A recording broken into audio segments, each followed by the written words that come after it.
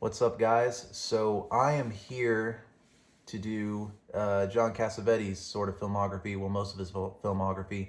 Um, Going to say this is covering the 5 film box set that is from Criterion and covering all the films in that. And then also Husbands, which I don't have the physical release of, and the physical release of, well, the movie of Love Streams. So, John Cassavetes.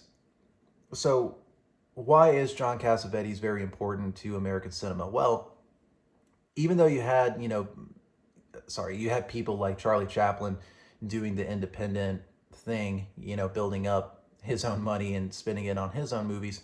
John Cassavetes didn't have that. He was an actor, made Shadows in 1959 with his own money and his own company.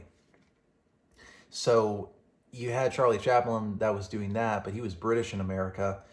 And then you also have other people in Britain, maybe, or European countries that were doing sort of the same thing, but not in America specifically.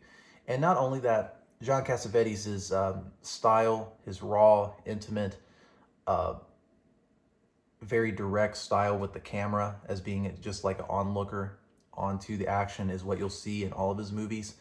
It's a wonderful, because I blind bought John Cassavetes' 5 films here from Criterion as sort of a, well, a lot of people are influenced by Cassavetes, directors that I like Bela Tarr, for example.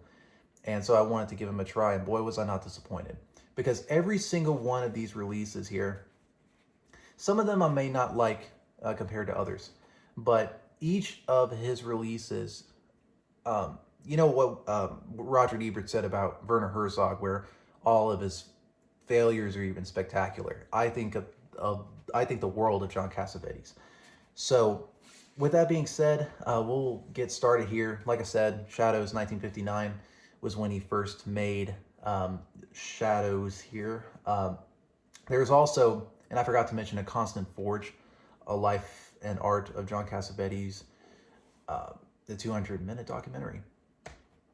So Shadows was non-professional actors, of course, what mostly John would be known for. Also, there was also this sort of this emotion, this, I'm trying to think of specifically here, how to put this into words.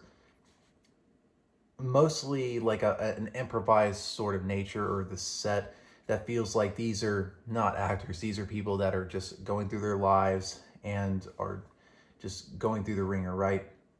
So Shadows itself, the plot is kind of loose in a way. The audio, I would say, is not the best on this one from what I listened to, but it's still a very good first film from someone that wanted to make his own voice, his own take on film heard. And Shadows to me is a very good movie in that sense. So there's also A Constant Forge, and I'll save that for later here. So, but during this time, during 1959 and 1968's Faces, Cassavetes was going through just acting, most famously in Rosemary's Baby, The Dirty Dozen, and just saving up his own money and making Faces Distribution, which would become his distribution, his picture company, and making Faces in 1968, like I said. So Faces is one of his really great movies, and really solidified himself on the main stage of cinema, or making him just, this is John Cassavetes first. Where Shadows was more of like a sketch of what is to come, Faces is that. It's definitely a wonderful movie about the deterioration of a marriage, of course, meeting other people and trying to start over, and just there's a scene in here that I won't spoil, that I'll always remember forever, and it's with Seymour Cassel and let me see here, and Len Carlin. I'm sorry. And they had this scene together at the near the end of the movie that is just wonderful. So I don't want to spoil it. So it's a wonderful movie. It's a very, like, I think this is where you see it in Shadows a little bit. Here's where he starts the, the cinema verite, however you call it, this camera style that is sort of unfocused and focused, and it's an absolutely, like I said, a wonderful movie. This is the one to definitely seek out if you're going to watch a John Cassavetes film, either on the channel or buying this collection. Preferably you see all of it, but if you don't have the time. So we go from Faces to Husbands in 1970. Like I said, I don't have the physical copy here, but John Cassavetes at this point was sort of getting a following, especially from Faces. It got great critical acclaim. I'm pretty sure it was nominated for some Oscars. Of course, Pauline Kael, absolutely disliked Cassavetes' work at this point. I believe Roger Ebert liked Faces. He gave Faces a good review. So he was seen already as this maverick filmmaker that you really didn't hear a lot about. There wasn't a lot of distribution that he was able to, do across the country. Of course, that would cost a lot of money. So at that point, he started to make Husbands, which was a personal story, sort of based off of when his older brother died at the age of 30. So Peter Falk, Ben Gazzara are in that movie. I'm sorry. About three men who are having a midlife crisis and how they deal with it. It's the most recent film that I watched, and it's a very distinct movie in the filmography of Cassavetes because of how genuinely uncomfortable those scenes are, and a lot of scenes in Cassavetes' work are very uncomfortable, but Husbands is extremely uncomfortable. That is Uncomfortable, the movie. And yes, and this is the same director that made Women Under the Influence. But anyway, so the movie itself, of course, was still shot in that cinema verite style. But I think the movie, you have to get behind the three characters. Of course, you can't sympathize with any of them. It's more of just a study on where they're going, where they're heading, and how they deal with, just being in middle age. And I think that it comes out sort of negative in a sense if you're going to watch it. It is a very hard watch compared to most of his filmography, but it's one of my favorite Cassavetes films. But I know, so the first part of that movie, I believe the singing part where they're in that bar was completely improvised, and that kind of contradicts the notion that Cassavetes, he scripted everything. So I thought that was really telling, and you could tell that was improvised too. But yeah, a couple uncomfortable scenes. They're not, but just raw, like emotional sort of uncomfort. And Husbands was not successful, of course, just like, the previous two Cassavetes films. I had terrible reviews, but it's still one of my favorites and one of the best films of midlife crisis for sure. So he goes from that, and of course I failed to mention at this point, Jenna Rollins, who is in Faces as well, is his muse and wife at this point. And in 1974, John Cassavetes makes this seminal A Woman Under the Influence, which is considered his magnum opus or his best film by a lot of people. And Jenna Rollins and him sculpted this sort of script about this woman coming undone by the nature of her life, of her bourgeois life that she lives. And the husband, Peter Falk, who has absolutely no clue what to do with his wife. And at this point, Husbands sort of, unravels this sort of like this uncomfortableness of the situations that these characters are involved in, to where it sort of reaches an anxiety that you can't escape. Faces, although Faces sort of has this party atmosphere about it, that, there's a lot of cajoling, a lot of happiness, and you can sort of like lie back on it a little bit. You can sort of accept these bad things, especially the end scene, which I think is incredible. But A Woman Under the Influence and Husbands shares this sort of nerve-wracking quality about it that that kind of reaches an apex here. A Woman Under the Influence is a very uncomfortable movie about the breakdown of a woman, and it is very stark. It is at times harrowing, at times very sad. Well, it's sadness inducing. It's, but it's a wonderful movie.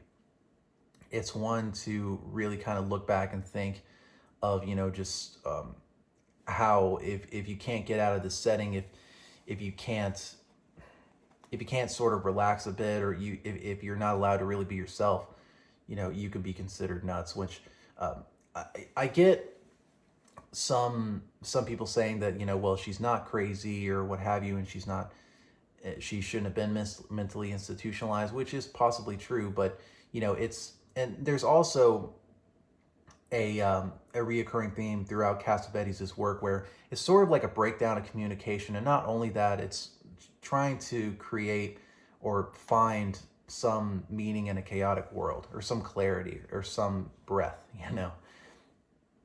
So for Woman Under the Influence, like I said, it's sort of the apex of that. A wonderful performance, from Jenna Rollins.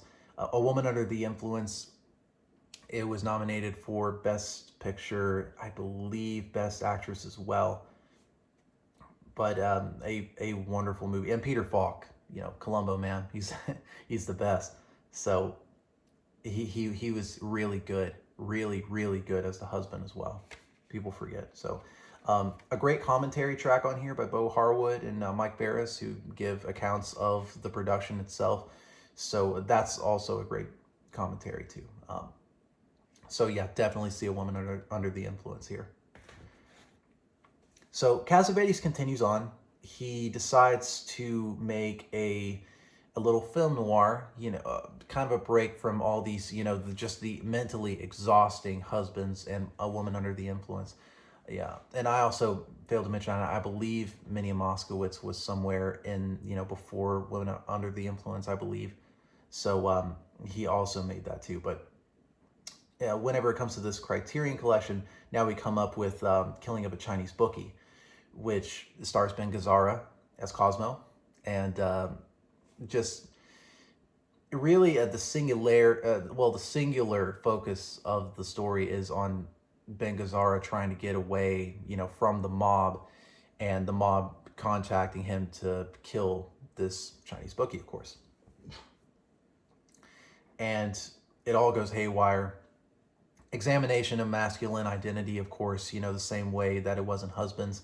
Whereas Killing of a Chinese Bookie, although it does unravel for Cosmo or Ben Gazzara, there is some sort of stateliness, some dignity that Ben Gazzara has. Well, at the beginning of it, not so much, but I know that for this movie, this is my favorite Cassavetes movie. It is so good. Maybe because, I'm skewed towards, the male perspective and such, I'm going to like this more than I would say Woman Under the Influence or Opening Night, which we'll get to later.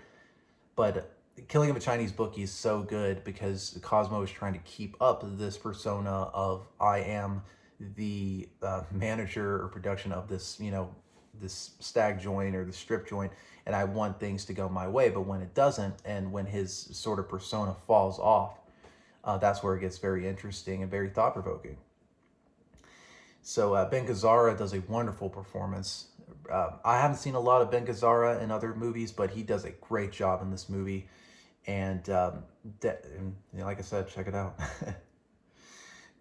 This was an absolute failure of a movie, by the way. It was released and Gazzara goes into detail on that in this Blu-ray here. But yeah, it was a complete disaster. And John Cassavetes was like, well, I'll make one that they'll run in droves, Opening Night. And Opening Night is one of... Now, these earlier films, yeah, they are complex and they are thought-provoking whenever it comes to its themes of masculinity, feminine, human condition and such. But Opening Night is where it sort of takes a turn into more of like a horror aspect of it. So, and more of like in line of Hitchcock. So it's about a woman named Myrtle Gordon, of course, again, played by Jenna Rollins. And she witnesses, I'm reading the back here, witnesses the accidental murder of a person and eventually has nightmares. Her own insecurities come to the surface where she has to, play in this play.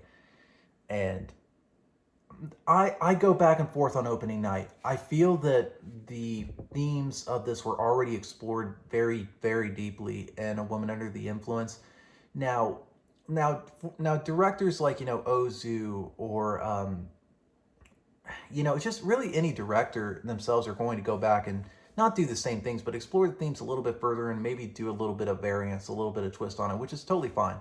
But opening night to me doesn't really have a lot of that. It's just one of his strangest movies, and I can't really get a hold of it. I know I watched it not too long ago, and I do think it is a very moving movie in some parts. But when it comes to the reactions of the production managers and such like that, it's like, well, what's she doing? She's going nuts and she can't act anymore. That's what's going on. And I think those parts, I think kind of take a part of what's going on. We know that she's having a breakdown in some way, this actress, because of this woman's death and her own insecurities about getting old. But we really don't know after that. But that's what I sort of take it as, is that this actress cannot act anymore, and she's just going through the motions and eventually realizing at the end that that she's more of a victim of real life now more than she can actually play it on, because she even messes up the last part of the film of the play too. But spoiler alert, sorry, but I do think that it is still a good movie, but it's probably my least favorite out of all of his. So that takes care of the Criterion part. Now I will talk about A Constant Forge, A Life of Art, and The Life and Art of John Cassavetes.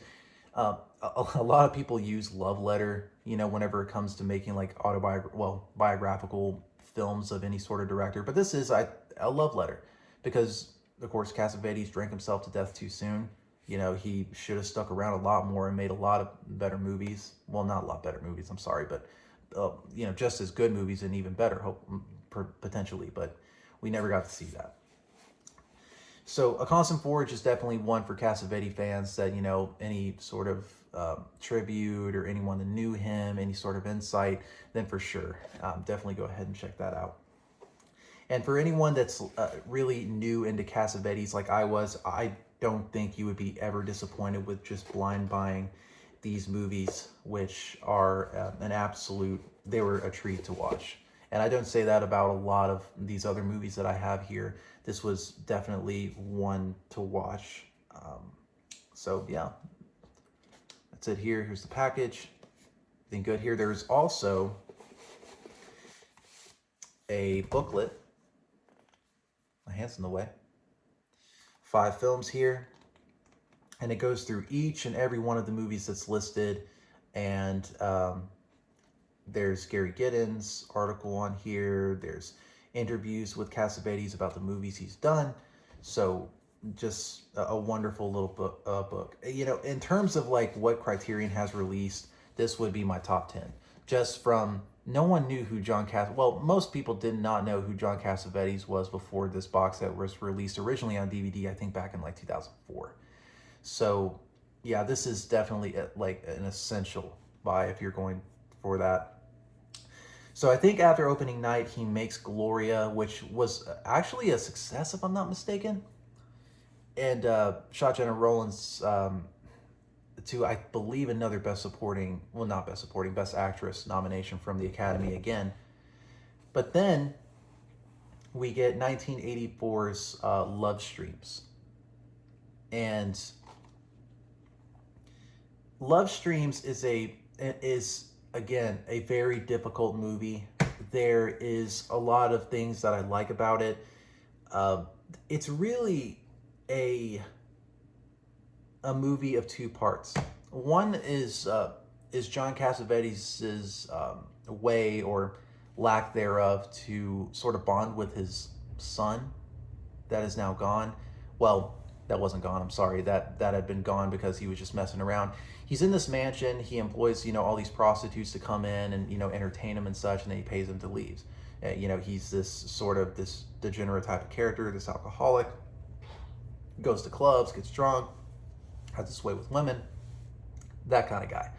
And then on the flip side, you have his sister, who is just this, um, it's not a woman under the influence type of woman where she hasn't lost, but it's where she hasn't lost it. I'm sorry, but she has not had a whole lot of love back, and she gives so much to her husband and daughter, but the husband and daughter have had enough of her and eventually just cast her out. And so you have two cast-offs, the brother and the sister, and they're attempting to try to reconvene, and they meet again, and that's where things kind of get interesting, kind of weird. So I really love the first part of this movie. I love that, that Cassavetes is just trying to have a relationship with his son, but for some reason he's just such a mental case and a degenerate that he is not able to do so. And the second part, where his sister comes and they eventually live together and try to sort things out, that to me got very strange. Like, I didn't really know how to take it. There is a great commentary track on here, and one of the best commentary tracks in Criterion's collection, from Michael Ventura, who was on the set. And not only that, he wrote a lot about Cassavetes and his experience. I believe he made I'm Almost Not Crazy, I think. Let me see. Yeah, it was by him, by Michael Ventura, and this is also on the set as well. And it's a very strange movie. Very strange. It's in the same vein as sort of Opening Night, but that second half, I think, knowing that Cassavetes knew himself that he was going to die, because the doctors had told him he had cirrhosis of the liver during the production of this movie. I don't know if we knew that that the script was already written out, or that Cassavetes decided to change it midway through. But I do think that in some ways it affected the movie. And I might come back to Love Streams because of just how it's still, out of all of Cassavetes' films, Love Streams sticks out in my mind. Like Husbands does, Faces does, of course, really all of his films do. Sorry, but Love Streams it sticks out in my mind a lot. And it's the one that I watch the most because I come away with different things each time, and I think that's a good thing. But in terms of like a film experience, where it's not this sort of uniform experience, it's more of like this movie in two parts. It's really not one of my favorite movies that he's ever made. It's definitely a Cassavetes movie, but yeah, there's some things on it that there's a lot of dream sequences in this movie, a lot of sort of tangents into other stuff that maybe shouldn't have been there, but maybe it did fit the mold of sort of this scattershot type of movie, which it's really not scattershot near the beginning, but once we get to the middle and the end, the infamous dog scene, with Cassavetes, maybe it made sense to other people, but not for me. So if you love Streams, then yeah, of course, get it. And the commentary as well is really good, by Michael Ventura. And that should do it. Out of really all of these, yeah, the box set is a must-have, and Love Streams if you really love John Cassavetes' work. And that should do it. If there's any comments, likes, subscribe, do whatever you want. But thank you so much.